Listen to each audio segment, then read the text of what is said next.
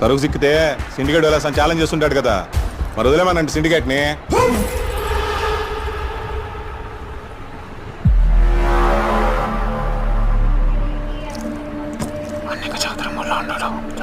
చెప్తాండ కదా అది సందనం కాదని. ఎక్కడం లేదా నీ తలకాయకే?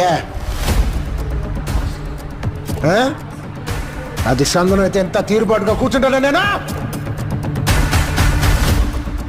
అది ఎర్ర సందనం అయితే నాకు పైసా వాటా అక్కర్లా. అది సన్రా అయితే మా కాడ ఉన్న సరుకులో మీరు వాటాడుకోవద్దు.